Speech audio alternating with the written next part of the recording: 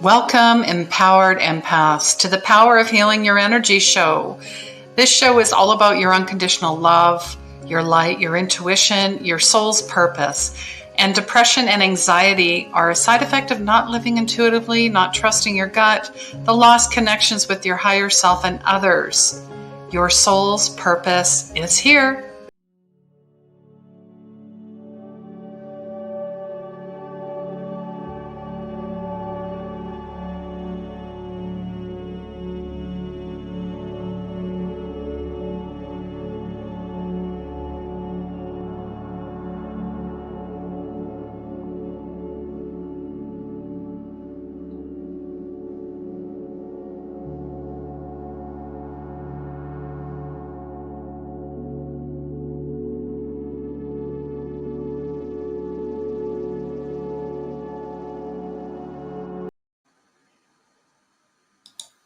Hello and welcome, everyone. Come on in.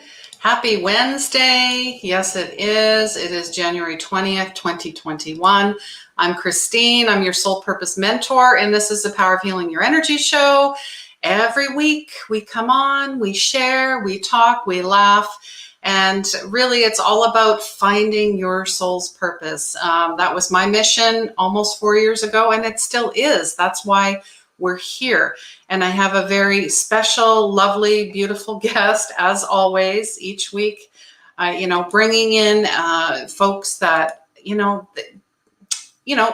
voice matters, because that's important. And my next guest is all about the voice. Her name is Debra Lynn. She is a direct line scholar of bel canto, which means beautiful singing in Italian. I went and looked because I was like, it sounds Italian, so it must be. She is the author of Bel Canto Buzz, Beautiful Singing Made Simple. So, and I love to sing, although it's been a long time. And just sharing before the show, you guys are going to want to pay attention, because I learned a few things within the few minutes talking with her about singing and how it can transform your life. All right, here she is. Hello, Debra Lynn. Hello, Christine. Thanks for having me tonight. So glad you're here. And I'm up in Canada. I always ask, where are you? I'm located in northern Kentucky, right near Cincinnati. Wonderful. I don't think I've ever had anybody from Kentucky. This is the first. I'm right close to the Ohio River, so it's a really nice area, historic area. Lovely, lovely. Yeah, thank you. Yes. And we were just, we were talking about singing and how I used to sing in elementary and all that. But, we'll get to that in a minute. But come on in, guys. Please say hello. Let us know where you're from. If this is your first time, if you're on the replay, say hello. We're not going to leave you hanging. And if you have a question or you just want to share, go for it, please. This is your space to do so. This is not for me. This is for you. This is for anyone that feels, my voice matters, and it's about time, because 2021 is about that. It is your miracle year. You're here for a reason, and your time is now. So maybe just tell us a little bit about yourself. Well, I like to say recently that I've been a lifelong singer, professional singer. I was for many years, who's just finding her voice. So for me, that's like a riot. So I've been singing my whole life and searching for my authentic self, through the journey. And the singing process in my life has been quite the adventure. I felt guided to be a singer from a very young age, like you. You said you were, would you say 6th grade? Yes. Your memory was. And I started in public at the age of 11, so very close to the same time. Had a very long journey to get to my professional career. And interestingly enough, a lot of what kept me from getting to that result was my emotional body. And of course, for most of us, that's where we get stuck. Somehow our emotions or our judgment of self, our belief that we can't, for example, can't sing. There are lots of folks that believe they can't sing. Yes. And the reality is everyone can sing. And there are some challenges that face us that most of us would be surprised by. For example, the English language. Mm. The English language is the biggest challenge that we face when we go to sing as English speakers because of the nature of what happens when we speak. And you and I were also just talking a little bit about that vagus nerve connection and trying to activate the body. Well, there's a correlation with singing there as well. Wonderful. And what is the correlation? I mean, we talk about healing frequencies and bowls and chanting. I mean, is it going along the same lines? And for me, it sounds like it would be the quickest way to reset. Well, exactly. And I think it's also that we can control our vocal folds from the vagus nerve. Interestingly enough, of course, that runs the whole length of the body, but there's a branch that they call the pharyngeal branch and the laryngeal branch. It literally go to the thing that controls the vowels and the thing that controls the vocal cords. And if you engage your pelvic floor, you actually help yourself as a singer. Okay. Who knew? There's a really funny video on YouTube of Christian Chenoweth, who played Glinda, the Good Witch in Wicked, on the Ellen show, teaching Ellen how to sing. I highly recommend everyone going and looking for that video because it's hysterical. Talks about that pelvic floor. I most definitely will. Yeah, it's pretty cool. But I feel like I meet a lot of people who are struggling, especially right now, after 2020, still kind of being amidst the pandemic, really trying to find their voice, and then having some challenges right now because of just the sheer fatigue, the isolation, the emotional distress that people are feeling. And the reality is that singing bypasses post-traumatic stress disorder in the brain. And if we can make ourselves sing, even like little ditties around the house are our go-to. Yes, little.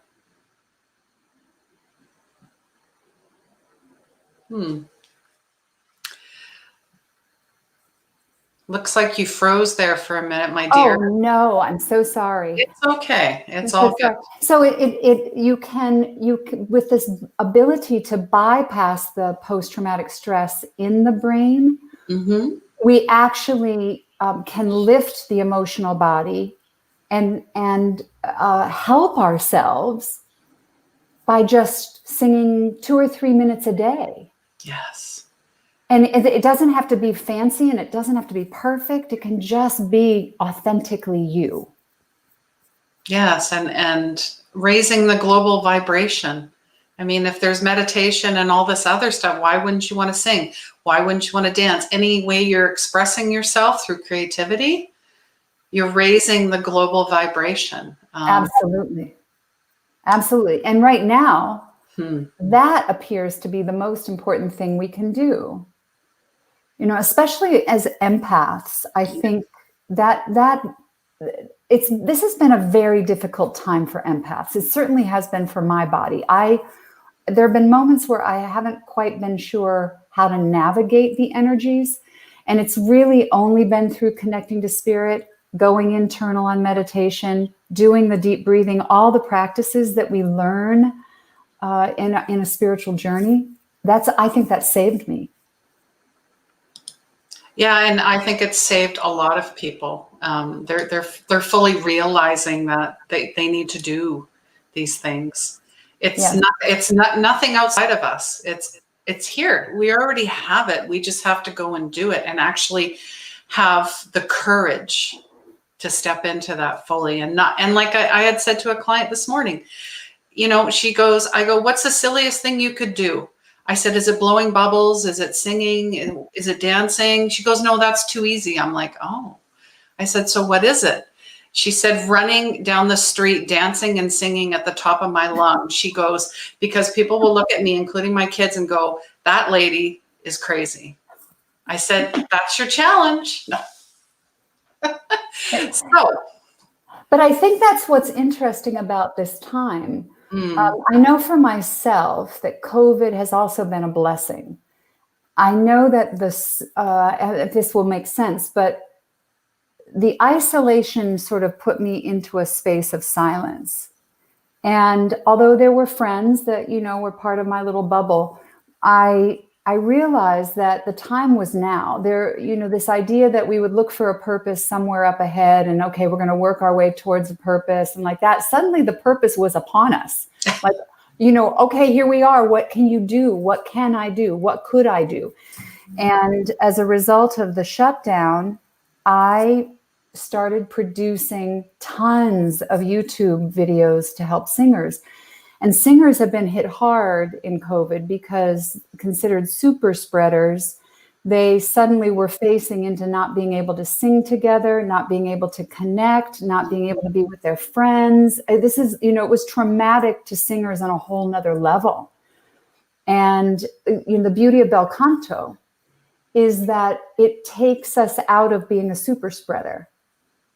It's one of the things that's made me passionate about helping people understand what my body is trained to do. We're in bel canto, we're not moving air. We're not trying to project. And because of that, we're maintaining more of almost like we're in our own little optimal bubble of vocal production right inside we're designed to be that optimal little bubble.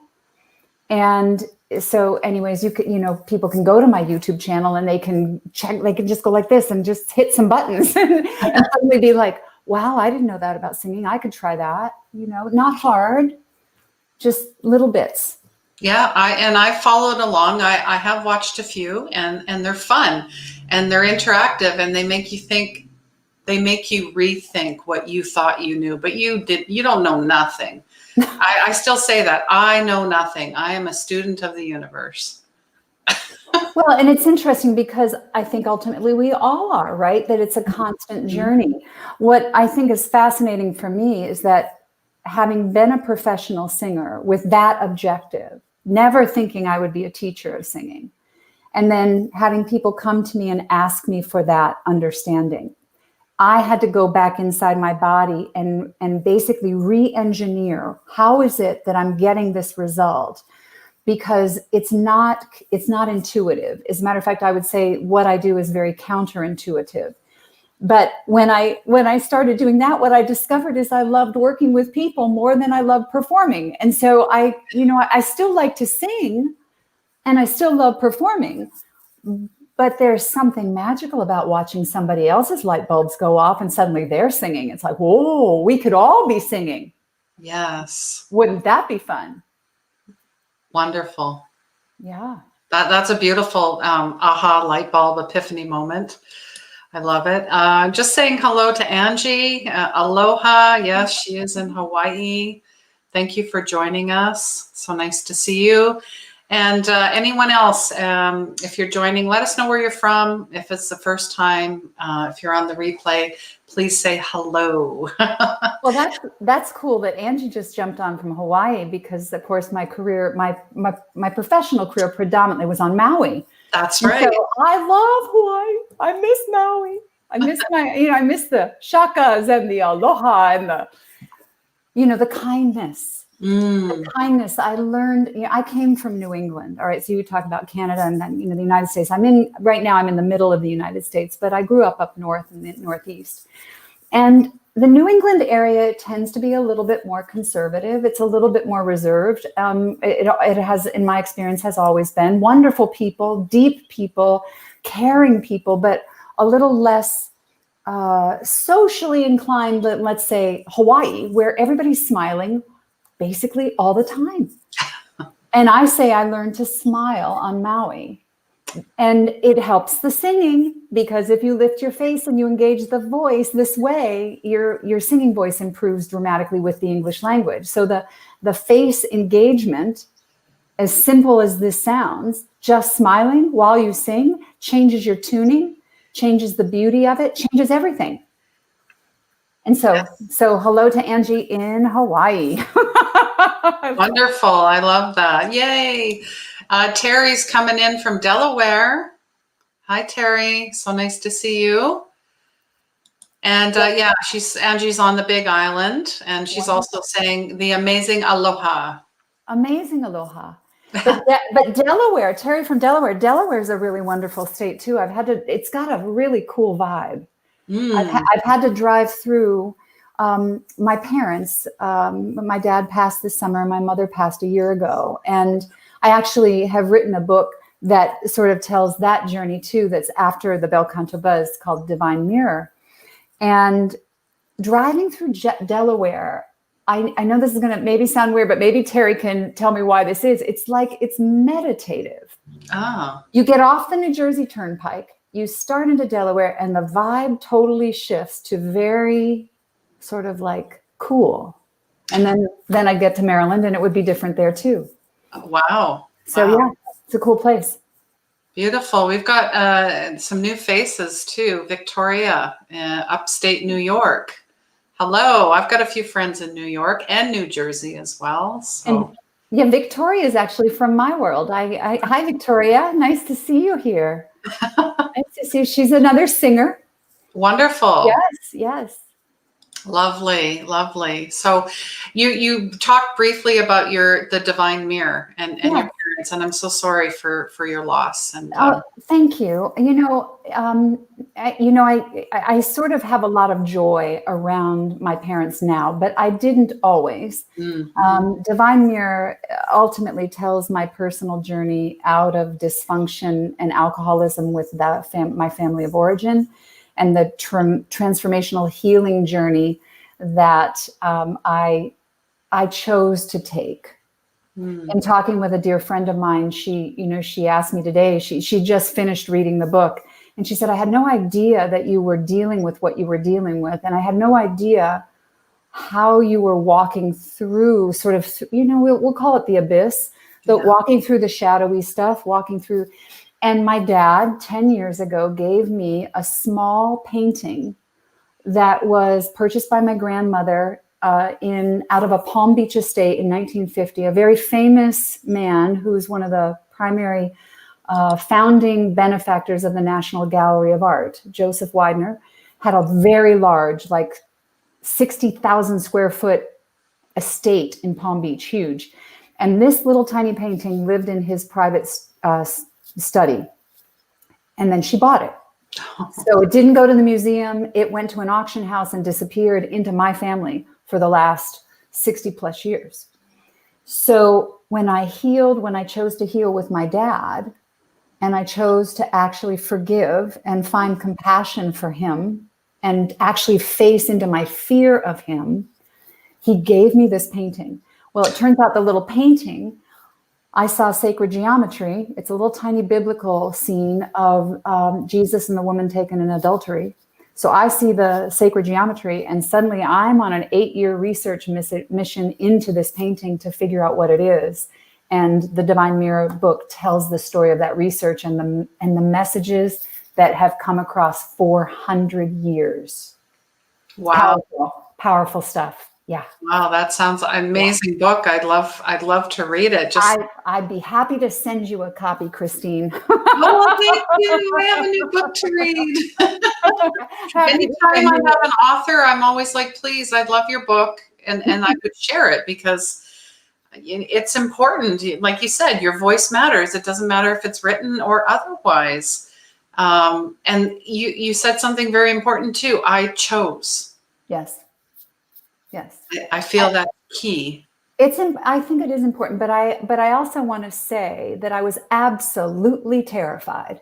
I was absolutely terrified to take the journey. I was terrified to face my father. I was terrified all along the journey through what I will call a very extended dark night of the soul, as many of us have had. And I feel like it's important to say that because maybe once you kind of come through it and get to the other side a bit and you've got a little perspective on it, I think some people think it was just, that you weren't, it wasn't traumatically like, I don't know how I'm going to do this. I don't know how I'm going to walk this. I don't know how I'm going to survive this. I don't know how I'm going to be who I am in the middle of this. Right. And I think the more that people hear that we all face these demons, no matter where we are in our spiritual walk, it gives courage to other people it's okay. It'll be okay. And you're not alone, ever. I love that. And yeah, it's a transformation. It's a bridge. Well, I always think of Me Too. That's probably the quickest. In some part, there's a Me Too, that there's a, the light within me sees the light within you, and we're all one. That's a pretty simple concept. Jumping back to Terry, she says, I think it's the water. Oh, that's right, because the ocean is right there all along the coast. Ooh, lovely. Yes. I feel in those ocean vibes. I also am surrounded by the ocean. So Victoria is just saying, nice to see you, and just started reading the Divine Mirror. Yay. Yay. Awesome, Victoria. I can't wait to hear your thoughts on it after you've taken a read. Yes. Yes. And of course we have the links to all of that for your book. It's through Amazon. Yes, it is. Yeah. Yes. Wonderful. Wonderful. So we talked briefly about the vagus nerve. Yes.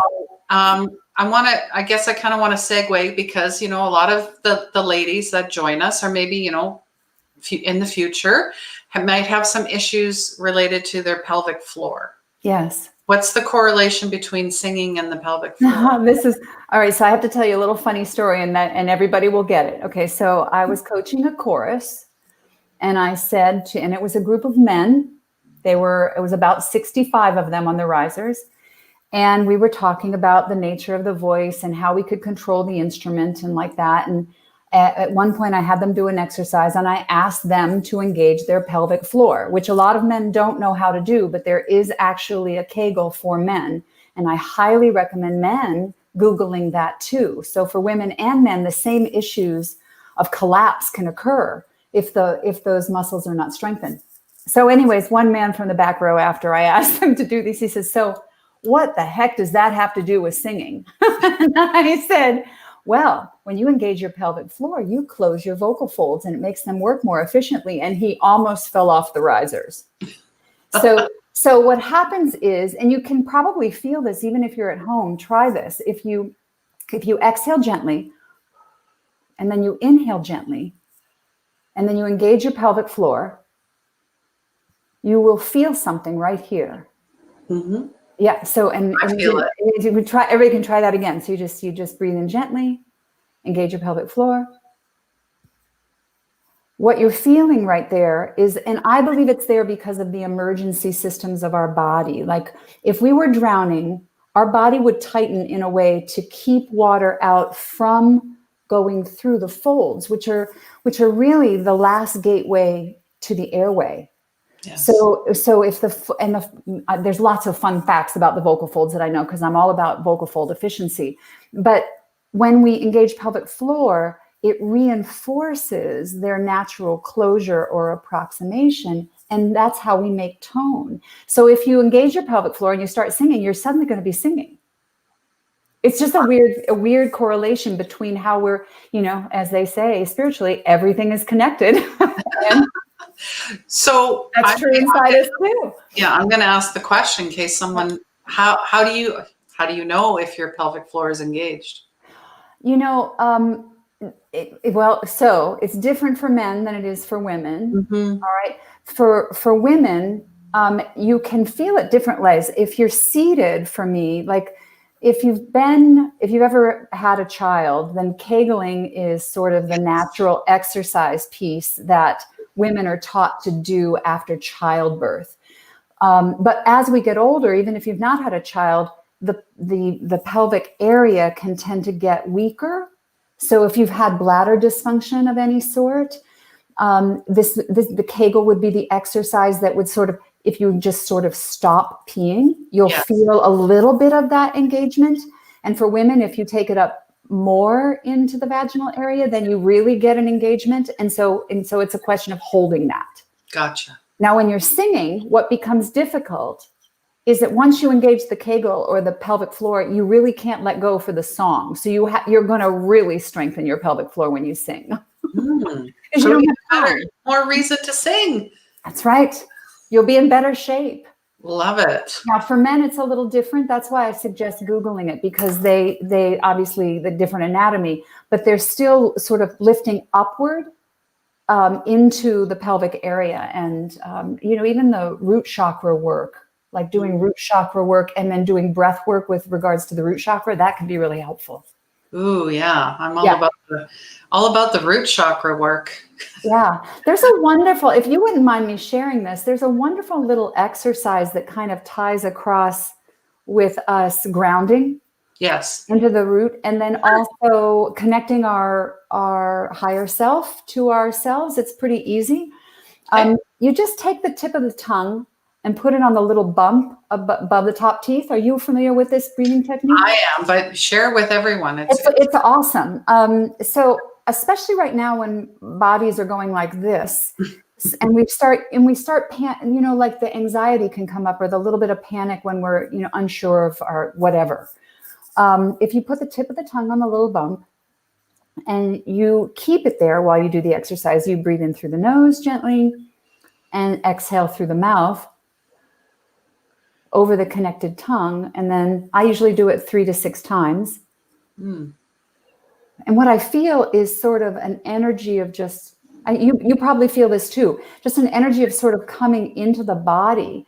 But my understanding is the connection of the microcosmic electrical circuitry of our body is connected. We connect to our higher self. It's just awesome. Awesome. No, I love that. Thank you for sharing that. And Angie, thank you for joining. I really appreciate it. I'm sure you'll catch the rest on the replay as well. So, gosh, what else? I know we talked about you talked a little bit about the singing, the vagus nerve, and I guess I know there's people out there that are still like, I have something to share. I don't know what it is. I feel like I should be singing more or doing something. But then I've also heard some clients say that they have issues with hearing their voice. Does that make sense? Because yes. I know I did. I always thought I sounded like a man, like, because I have a deeper tone. But now I know that that's a gift. It's everybody is unique. So do you get that from your clients sometimes? Yeah. And so I think everybody evaluates the quality of their voice. I don't think that's, I think everyone tends to be, unless they're highly trained or unless they've got a lot of experience or unless they're just naturally extroverted and really don't care, they just sing, right? And there are some who got really lucky and came out of the womb singing, and they've just sung and they've got that. And, God bless you. That's an awesome thing. But most people, that's not their experience. And I feel like we live in a culture of evaluation and judgment. Oh, yes. And so instead of feeling free like children, if we watch children, they just sing, they just do, they play, they dance, they move, they don't evaluate their performance. And I feel like because we're conditioned to some degree to be an evaluation, the other piece of it is that so I'll just share this piece, and this will be another, somebody can try this, and then I highly recommend going to my YouTube channel and getting some more details, because then you have some things to practice. But most of us, like if we sing something, if you take your hands and you go like this as you're singing, you'll feel sort of a natural pulse happening as you sing, all right? And it's caused by us pushing the sound out of our body. All right, now, in my universe, the inside of you is the instrument. And so instead of pushing away from the instrument, I'm going to pull towards myself as I prep that breath or breathe in gently. And then I'm going to pulse backwards while I sing. And just changing that little kinesthetic action causes the mechanism go into alignment. Mm-hmm. And when we are physically in alignment, the instrument will sing for us. You don't have to work so hard. You don't even have to worry about your air, because the instrument will control it for you. This is crazy. And I just had a epiphany when you're saying push. It almost feels like you're closing. Right. When you reverse, you are opening. It's like heart opening yoga. Yes. I got it. Yes. And in fact, we can control the entire inner instrument just by being aligned and not collapsing, just by maintaining this integrity. And we do this kind of we play a lot with sort of backward waves. You're talking about Hawaii and Yes. of sound. And what we discover is that our resonators, how we're designed inside our head, is designed to amplify sound with absolutely no force. It's mind-blowing. Bel canto is mind-blowing. It is. Dawson, thank you for joining us. I know you're new to the show. Thank you so much. He says, I'm afraid to sing because I don't have much range. Is there any way I can reach new octaves? Absolutely. So the problem basically is the higher you go, the more likely the body is going to push. And so you might notice as you try to sing something high that your impulse is to kind of lurch at it or lunge towards it. All right. So the first rule of thumb is less air under the vocal folds, the higher you go, makes it easier to sing. So when we don't overbreathe, when we breathe in much more naturally and hold still, the mechanism behaves better. And then the other is, I'll do a kinesthetic again, just because it's easy to see, is that, so my body goes like this. And as I sing higher notes, I open up bigger. So I'm actually pulling the sound towards me as I articulate. And you may find that it's much easier to go up into your higher range. Typically, people are hitting problems in their singing because of these things in our voice they're called in Italian, they're called passagios. And it's literally like an hourglass where the voice narrows and then it expands and we're good. And then it narrows again and then we're good again. I think I'm going to give one other example. The Italians, and the distinction between sort of the American, Canadian, European pedagogical world that sometimes is telling you to kind of move a lot of air. The distinction is in Italy, they're doing the opposite.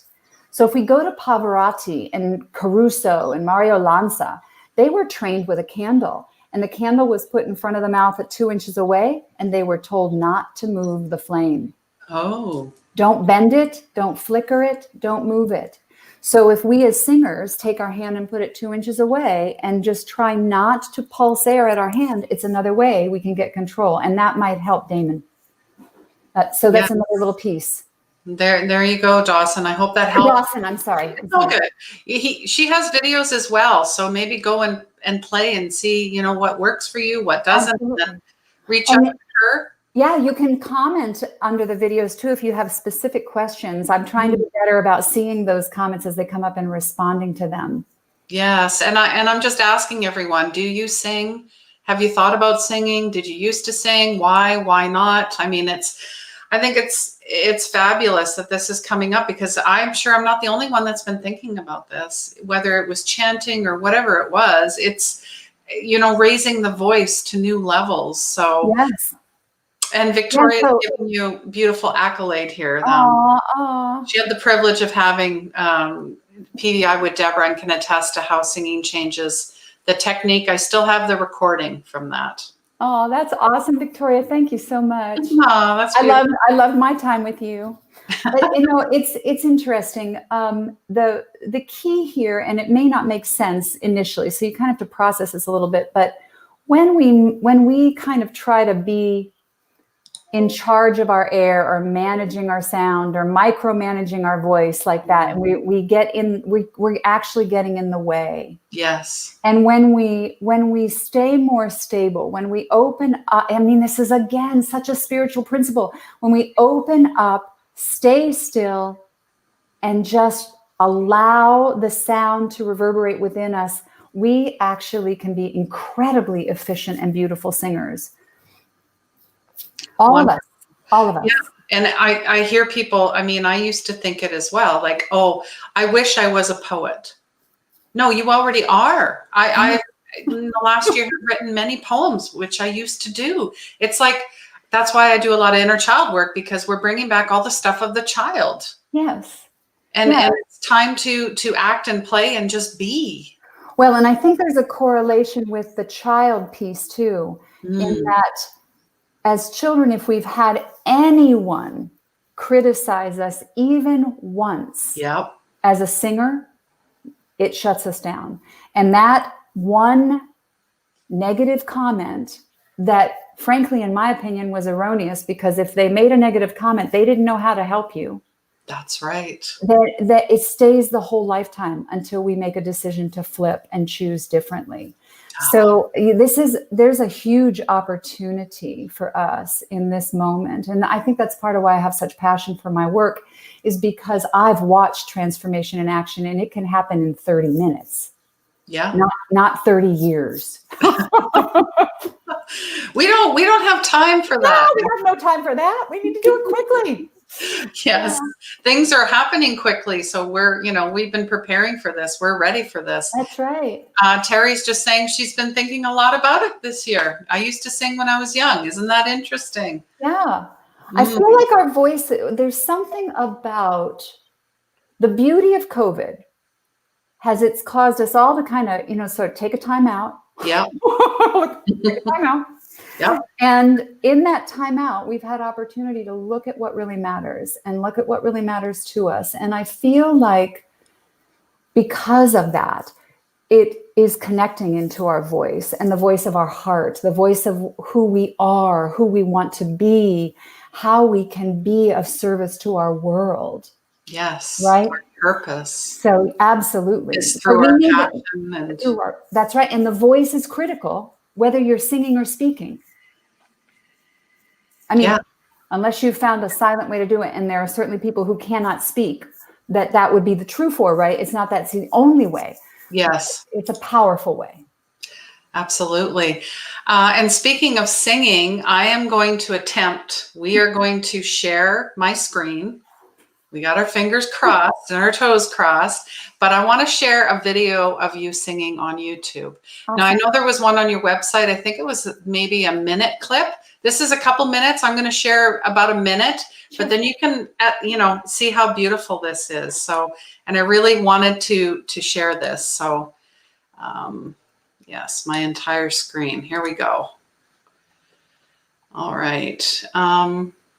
Here we go. Hopefully you can hear this and see this.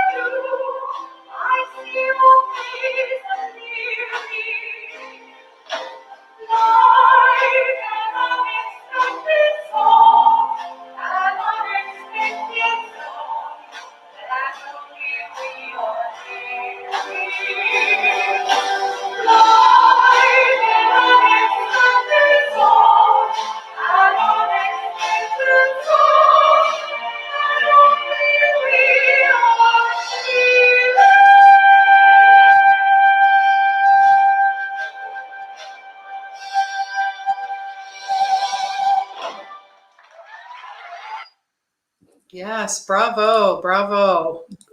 That was That a was amazing. profound moment. So much. You know Thank what? you. I only wanted to play a minute, but I'm like, no way, she's building up.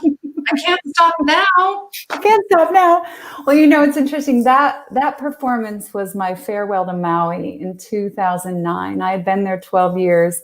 And the funny story about that night was that there were 1,200 people in the auditorium. And it was at the Castle Theater. And they all at the box office told the box office that they were my best friend and my partner's best friend at the time. So we had a house full of friends, and it was just an extraordinary moment. Oh, wow. And beautiful voice and Thank such you. control and telling a story. Like you really can tell that you love Yes. singing.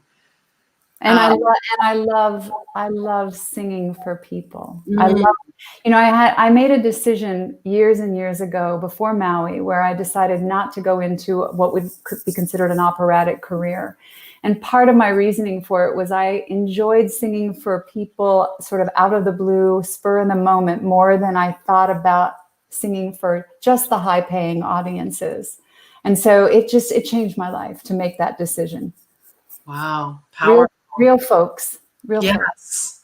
That's where the magic happens. Yes. Yeah. And Connor is just saying, hi, Connor. Aw, Wow, such an amazing voice. thank you, Connor. Oh, so sweet. I love that. Now, I always ask my guests, I don't ask beforehand because I really, think this is important, but I always ask my guests a question. Okay. And how can we as a collective energy, meaning all of us and whoever shows up, help make your dreams come true? And what does magic mean to you? So I guess those are two questions. But yeah, so I think as a collective, I have a vision that every voice is lifted on this planet. And my vision through my work through Bel Canto is to help people either from singing or speaking feel more confident about the beauty of their own unique instrument, and everyone has that capacity. So I feel like the collective energy would be to help focus. You know what it means? Send me some good vibes. Like I want to just every day you'll be part of my prayers. Thank you. And I mean, what does the magic mean to me? I think I was looking at your site and seeing that we had this in common. I call the first series on my YouTube channel, Debra Lynn Bel Canto, I call the first series for singers, The Magic of You, because the reality is that the inside instrument is magical and it's designed to be effortless and easily accessible. And if you understand how to get it to stabilize, boom, it's yours. So yes, I'm on a mission and everyone is magical. So boom. Well, you heard it here first, guys. You heard it here. Remember that. Don't forget. Don't let anybody tell you otherwise. Exactly right. Exactly right. I mean, the soul always knows. Victoria, again, an awesome person and teacher as well. Thank you, Victoria. And I've learned so much in thanks, Christine. 40 minutes already. And I'm excited to, I think if anything, you're going to inspire people to say, yes, I have a voice and I'm going to explore this, whether it's through you or me or someone else, as long as it's art. And I'm going to add one piece. It doesn't matter. It doesn't matter how old you are. Yes. Doesn't matter. This work rejuvenates the maturing and aging voice. So if you were a singer and you feel like you've lost it, you need to go see my site, because that will take you right into you'll be like, oh, you'll be 30 again. Who doesn't want to be 30 again? No. Exactly. Well, there's probably some of us that don't want to be 30 again, but vocally I would be 30 again. Yes. That's very true. Very true. Well, thank you so much for your time. I have left all the links to buy your books, your website, your social media. Is there anything else you'd like to share with us before we say goodbye? Until we meet again. Until we meet again, I would just say, to anyone listening, absolutely, no matter where you are in your journey, if you feel that what I'm offering can help you, please do not hesitate to reach out, because my vision is being of assistance and service to this world. I love that. Yeah, to be in service. That Don't is be our afraid. soul's purpose. That's right. That's right. First and foremost. That's That right. was a good thing to remember. I do appreciate that. Thank you Thank so you. much. Thank you. Oh, wow. This was amazing. I know I'm going to go and check out more on YouTube and play around more with my voice. I'm definitely inspired. I don't know you if you are. I know Teddy is inspired. Teddy with me. um, he is my, keeps us going, when you're online a lot, that's my focal point. But anyways, that's a different story. So That's right. I have a rainbow bear in the other room. That's mine. Next time I'll bring it. Share your studies, share your stuffed animals, because this week is all about soothing the soul. We got to find ways to soothe and comfort ourselves. So Yeah. a couple things, house cleaning, I guess, or housekeeping. Unleash Your Magic Intuitive One-on-One Mentorship. I still have one more spot left. So if you're looking to transform your life, you're finding your soul's purpose, I would love to guide you. And so many have gone through already, including Terry, who was here as well. And also, if you're looking to outline your 2021 dream vision, it's a magic map workshop. It's like a blueprint. It's available for purchase as well on my website. All right. So yeah. And if anything, go out and sing and just be, and make sure to follow me on YouTube, guys, because if you want an energy update every week, it's up there already. So we're talking about soothing and comforting. I also talk about the January energy as well, and then 2021 and beyond. And if you have a guest, that you would love to have on my show, please send them my way. If you know someone amazing that has a story, that, their voice matters, please send them my way. I would love to have them on the show, because like Debra Lynn, your voice matters, and so do you. Mm-hmm. Oh, Connor is coming in here just at the end. He said, had no idea about the involvement of the pelvic floor to sing with efficiency. Love this. Thank you both. You're welcome. You're welcome, Connor. All right, guys. Well, I love you so much. Please take care of yourselves. Please be kind to each other. And please remember, healing begins where the ego ends. Love you. Thank you.